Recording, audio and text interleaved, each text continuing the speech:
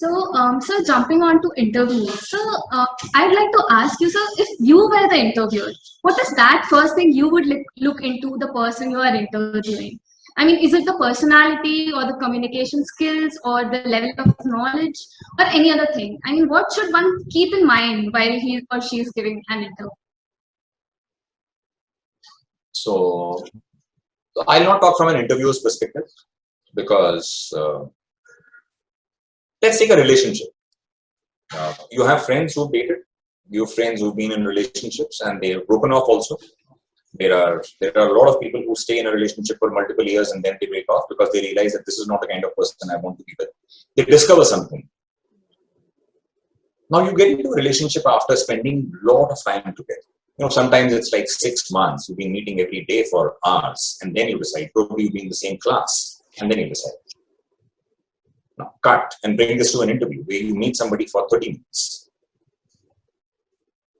What test do you have to decide that I like this person is the right person to work with? Because you can ask certain questions, the person can answer certain, and they're prepared for answering those things. So what I'm going to say next is something which is contentious, but I'll still say that I have taken countless interviews in my career. The fact is that there is no way in an interview you can establish that a person is the right fit for the role that you have. You are only betting on a person. You are only trying to find out more and more information about the person. It's extremely difficult to take an interview. It may seem fun. It seems empowering when you say that, oh my God, I'm going to interview 5 people today and I have to select one out of them. But when your own job is at risk because of those people, and that person who's going to come will work in your team and they will add value to what you are doing, it's extremely stressful. You don't want to bet on the wrong person. Now, as a person, as a candidate, what can you prepare for? You can look your best. Now, that does not mean that you have to make up, you have to, wear something out of the ordinary. You have to look crisp.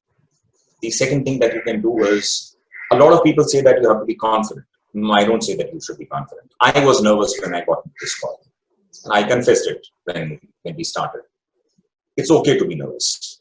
Because nervousness means that you're serious. It means a lot to you.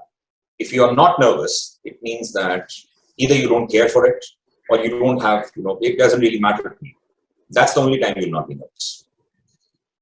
If you're nervous, if you're really nervous, you can tell, just the way I told you when I got into the call. And that made you empathize with me. Oh, this man is nervous here. So if you tell your interviewer that, can I get a glass of water? Can I take a moment? It breaks those boundaries. The other thing that you can do is try and be honest in whatever you're answering. The beauty is that when you're honest, you don't, Mark Twain said this, you don't have to remember what you said. So whatever they ask, if you've done something, say it the way it is. If your CV says, if you're being honest in your CV and if you are saying what you've done honestly, you will not have to think. Yeah. Whatever you say will be the truth. And that makes you comfortable. Interviews are not about being confident. Interviews are about being comfortable. Yeah, there's this misconception.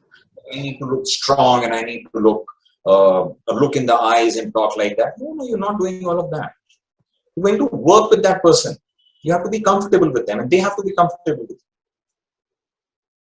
Yes, Meera, you're asking something. Yeah. So when I read up about tips to take interviews, I've seen some people say that if you say you're nervous in the beginning of the interview, it actually negatively affects your chances. What do you think, sir? I've seen some people say that, their opinion. Anything which is false is something that doesn't go long. So if you are nervous and you say that I'm not, and you think that I'll act confident and get through it, no, it will not. And this whole idea of saying that nervousness is bad is a false idea in itself. You can read about some of the top performers. So, for example, Sachin Tendulkar, Virendra Sehwag, Roger Federer, Madonna, Taylor Swift, any of these people, before they step out to perform, they are nervous wrecks, extremely, extremely nervous. Some of the movies depict that. You can watch the movie which was based on the life of one of the greatest footballers, Pele. So when he played his first match of World Cup, he was puking all over. He could barely stand because, at the age of 18, standing out in front of a stadium which is 30,000 people is not an easy task. And somebody would be lying if they say they are not being nervous. No. Embrace your nervousness. Don't let it rule you. See, there are two things. I can't be like, oh my God, I don't know what will happen next. No, it's okay. So if you're nervous, say that I'm nervous. Because this means a lot to me. It's a very important interview for me. It's okay to say that. Say that, is it okay if I can have a sip of water? And can you give me a minute to adjust? Maybe we can talk something light right now. People are compassionate. Don't let the nervousness. I'll keep that in mind. Thank you, Dushyant.